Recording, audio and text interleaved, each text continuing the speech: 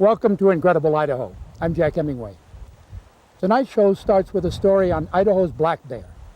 They're a very secretive creature and consequently a difficult animal to study. In order to get a handle on population and reproduction numbers, scientists set up a trapline, a series of capture sites designed to snare bears. But of course, the bears may have other ideas. So let the game begin. Yeah, it's about the fourth time in a row they've come in the back on that set. Yeah, it seems like one of the bears that hit it a couple weeks ago when I was up came in the back. This gets to be a real competition, you know. Who actually set the snare that catches the bear, you know, especially the tricky ones. In his 21 years of research on Idaho's black bear population, biologist John Beecham has been skunked by a tricky bear twice. But in that same amount of time, he's captured about 1,500 of these intriguing animals. No activity. They inhabit the dense underbrush of Idaho's forests, living off insects, vegetation, carrion, and berries, and the occasional spawned-out fish supplied by the Idaho Department of Fish and Game. You can see the baits in the back here. And what we've got is a V-shaped structure that we call a cubby. The bait's in the back, and then the snare's set out of here in front. The stink of the decomposing fish and the promise of fresh maggots, a great source of protein, is an irresistible enticement for bears. But apparently no one's caught wind of this sight yet. So the snare is left alone and is back on the trap line for the biologists. Nothing. No visitors. 305 W16. 305. Do you find anything in Boulder Creek? Affirmative. It looks like we have an adult female up here. 10-4. We're just checking Ponderosa, and we'll meet you down at the bottom of the hill. Well, what we're looking for primarily is a difference in the age structure, going from a younger population to an older population. And we're also looking at change in the sex ratio. After hunting this very hard, we ended up with a situation where we had eliminated a lot of the male bears from this area, so in our capture data we were getting more females than males. We hope with the conservative hunting season that we have in here right now that will change. She beat us at the cubby. That's 1 point for the bear. This means she stole into the trap, grabbed the bait, and escaped without triggering the hidden snare in the cubby. But she didn't get away because biologist Jeff Rollman had set another snare on the trail, right in the middle of her escape route. Subtract the point from the bear and score 1 for the biologists. So when they get caught and they're dragging the drag log down the hill, you just look for these marks in the soil and just kind of follow them to wherever they happen to be. They usually don't get too far, usually within 20 or 30 yards. The bear is just over the hill, snared by her left front paw to a log. Rather than securing the cable to a sturdy tree, it's attached to a drag log. This way, the bear has some room to move in those first few moments when it realizes that it's caught. Eventually, the log is hung up as the bear drags it through the woods. Just from other bears I've seen, I'd say she's probably a 7 or 8 year old female. The females have smaller heads than the male bears, which makes their ears appear proportionately larger and their snouts more narrow. This one seems very passive as the biologists prepare the drugs that will temporarily immobilize her. You know, our observations are that they're really shy, reclusive animals. They try to get away if they can. If they're cornered, lots of times they'll bluff charge you or pop their jaws and make a little noise, try to give you a threat display. If that doesn't work, you know, then they just start shivering and acting like an animal that's really afraid of you, and that's what they are. The first thing we do is we estimate the weight. And I'm guessing this one at about 130 pounds, and which is about 2.5 cc of this drug. It varies on the animal, but it should put her to sleep well over an hour. So what I want to aim for is one of the larger muscle masses on the bear. The way she's sitting, I think I may try the front shoulder and see how she reacts.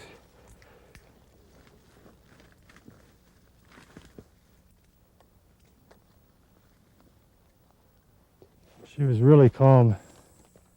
Gradually, the bear begins to slump, and in 3 or 4 minutes, she's out. The scientists move in and begin the process of gathering their data. Jeff's guess on age is pretty close. I'd say she's probably about 7 or 8. What do you look for? Just looking for some wear on those incisors there. You can see she's got some wear there, but not a lot. A small premolar is extracted to be sent to the lab. Under a microscope, a cross-section of the tooth will reveal growth rings, much like a tree, that will confirm the bear's age. Yeah, we're giving her some nickel-plated metal ear tags with U1312 on one side. In the years to come, if this bear were ever to be trapped again, a quick reading of the ear tag will reveal a wealth of information about her. Her measurements at the time of the original capture, age, general health, and blood profile that indicates her nutritional condition. We extract 10 cc of blood. This is the last of the tests. She's turned on her side and left alone to sleep off the effects of the drug. But it's not over for the scientists. They're hoping their luck will hold. There's a long trap line ahead, and so far, the score's in their favor, 0 to 1. Well, how did you learn to catch these guys? By Jack. Jack. Oh, yeah. Incredible Jack. Believe it or not, capturing a bear is not all that different from capturing a fish. The key is to know their habitat, where and when they feed, and especially to know what particular delicacy your quarry simply can't resist. Simple as that may sound, it actually involves a lifetime of learning. Fly rod in hand, I spent well over 50 years studying Idaho's trout. And I'll tell you something, the time spent on Idaho's streams has been some of the most pleasurable experiences of my life. Now I hope to pass this lifetime legacy on to another generation. But it's a delicate process. When you teach children fly fishing, you have to be able to guarantee them maybe catching a fish or two.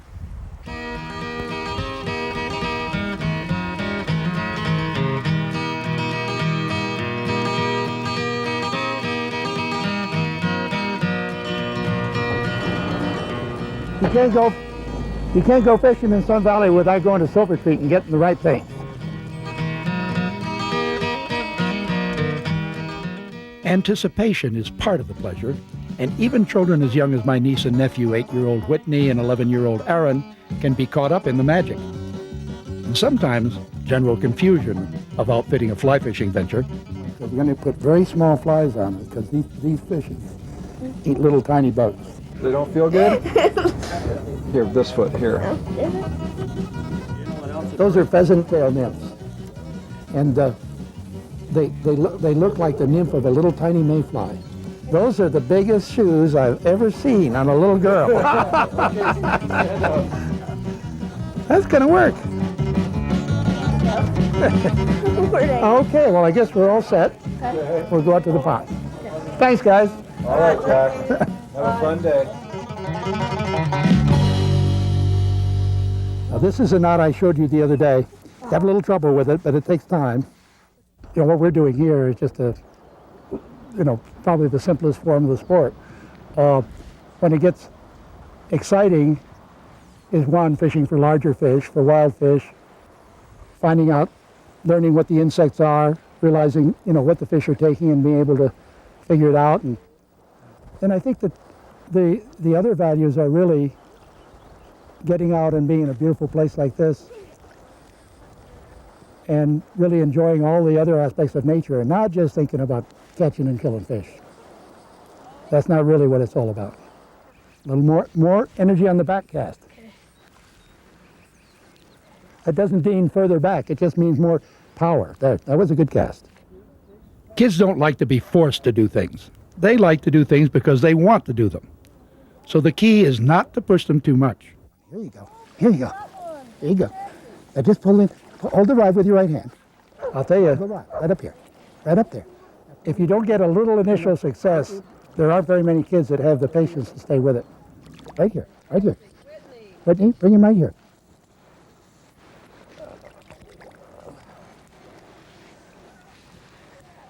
There's your first trout. Isn't he pretty? Can I keep him? You want to? Yeah. He's a hatchery fish, so we might as well. I'd like them to get hooked on fly fishing. I want them to realize that if they're wild fish, which we haven't caught any of today, that you put them back. And that there's nothing wrong with taking a few of these catchables out, because that's what our license money is going to pay for. It's something you can do with every member of your family. I had never fished before, and Jack introduced me to fishing, and in the beginning I found it very intimidating. But after Jack's guidance and tutelage and many sessions of lessons, I'm somewhat addicted to it, especially after that first fish. You always want to do one more. So actually I find it very enjoyable, and I enjoy being out here in this beautiful, extraordinary Idaho with Jack. Here you go, Ann. Oh boy! Yeah, here you go. Hey, jumped! It really is. It's very exciting, and they live in Texas, and they don't have the opportunity to do this, and so this is their summer vacation, and they're very excited about it. Fantastic. My first fish. Stick your finger up through his gills. He taught us how to cast, and he taught us how to pull the line like that. Do you want me to keep him? Yeah, keep him. You gonna eat him? Yeah. Okay. It is, and you go through different stages. First you go through the catching lots of fish stage. Then you go through the getting real big fish stage. And then finally I think you graduate to difficult situations and solving problems and knowing a lot of different things about fishing. And then eventually, when you get to be an old geezer like me, what you like is just going out and having it simple and having the pleasure of fishing in a natural surrounding all by yourself. That's getting a little bit harder to find all the time.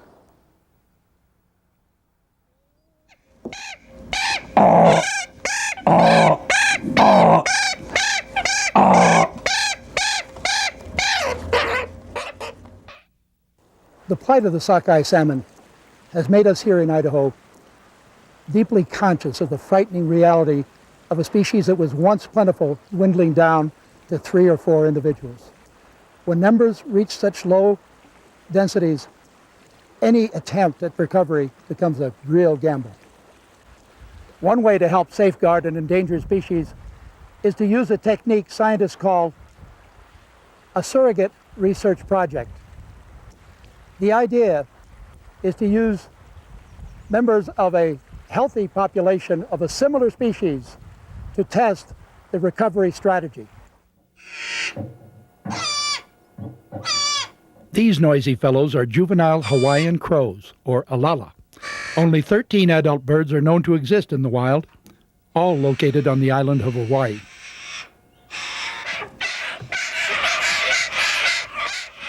These equally noisy little guys are common ravens, found throughout the northern hemisphere and plentiful in the western and northern United States. They are the perfect surrogate species. And the important thing here is that we're able to test out ideas about how to rear, how to transport eggs, how to rear the young and incubate the eggs for an endangered species by using a species that's much more common, and therefore we can get a larger sample and really test out some of the important parameters. Research biologist John Marsloff of Greenfault Consultants is heading up the surrogate program in cooperation with the Peregrine Fund, the U.S. Fish and Wildlife Service, and the San Diego Zoological Society. They began by taking eggs from wild raven nests in the Snake River Birds of Prey area. It's called double clutching. If the eggs are removed before hatching, the female will lay another clutch of eggs to replace them. In this manner, scientists can double the production of a species. Each successful step of the process done here is repeated on the endangered Hawaiian crows about 2 weeks later. So this guy probably has another, at least another week, I'd say. The eggs are being incubated at slight variations in temperature to determine ideal conditions for hatching. The optimal temperature seems to be 99.5 degrees Fahrenheit. This too is passed on to the Hawaiian project. This bird just hatched last night. It's about to get its very first feeding. John imitates the call of an adult raven to trigger the beg response.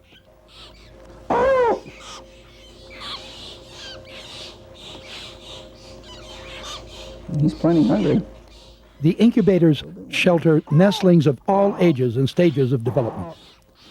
Each bird has been color marked with a dab of paint, and its diet is carefully noted. For these little guys, a human wielding a tweezers of food works just fine. But once their eyes have opened, it's time for Big Mama. We're doing this so that the birds associate being fed with a raven rather than with a human being. Ravens, and probably Hawaiian crows, have a very complex social structure. Both species are members of the Corvidae family. Gregarious birds that develop kinship ties and reciprocal bonds. John calls it sort of, I'll help you today if you help me tomorrow type of relationship. His biggest concern with these laboratory-raised ravens is not to inhibit the birds, but have them naturally develop the critical social skills they'll need to survive in the wild. Those require a very well-adjusted bird to be able to go into a social group, not be just an outcast and therefore never breed, but instead be a well-adjusted member of the society. And so that's our great challenge, is to get these birds that are reared by humans to assimilate into this complex society. In a few weeks, the birds have lost all traces of their baby down, but despite their new appearance, the young ravens are still dependent on Big Mama for handouts. That's a good sign. Look at him. He's ready to eat. The time has come to move the birds back to the desert, near the nesting sites where they were found. We put these large conspicuous tags on the birds so that we can identify them at a distance and know who is who and know who they're interacting with. Get in there, buddies. I know, it's kind of crowded, isn't it? It'll be a short trip. The process of releasing a bird of prey is called hacking. It's a gradual procedure where the ravens are slowly weaned, progressing toward independence a step at a time. Okay, guys, your new home. This site will hold 4 birds. Other release sites will only have 2. When the birds become fully independent, biologists will monitor which birds are more readily acceptable into the social structure of their wild counterparts. Okay. There you go. Looks pretty nice, doesn't it? The aviary is situated directly below a cliff where wild ravens are rearing their young. This is an invasion of their territory. So they're going to come down and they're going to harass them. Hopefully they'll habituate to them. And by the time we let the birds go, these adults will be used to them. Quail and rabbit carcasses, along with some supplemental dog food, will be brought to the hack site daily. But no longer will Big Mama be around to hand out food. They're going to gain independence in here. They're going to learn to feed on their own and still be offered some protection from predators and from the birds outside, the wild birds, by this aviary and kennel setup. Once they can feed on their own really well, we'll remove the top of the aviary here, and they'll be able to fly out, and we'll monitor their survival and movements at that point. A month later, we returned with the biologists. The aviary has been uncovered for 2 weeks, and the birds have returned each day for meals. That is, until today. Yep, nothing's been eaten from yesterday. If you just note that the food was not eaten, and that we've added a half a jackrabbit, a little bit of dog food, and a couple of quail. After a systematic search with radio tracking equipment, the biologists discover the young ravens exactly where they were hoping to find them, soaring the desert in the company of wild birds.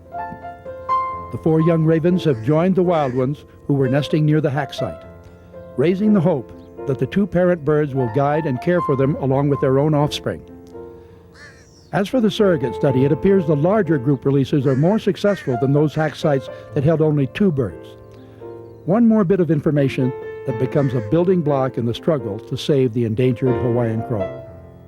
We can release a lot of endangered species that never end up breeding and therefore never increase the actual population. What we want to do is not that. We want to release birds that actually become contributing breeders to the population. So we have to get them socially adjusted. That's the best. They're out with the natural young, they've integrated, and they're out flying free. It's great.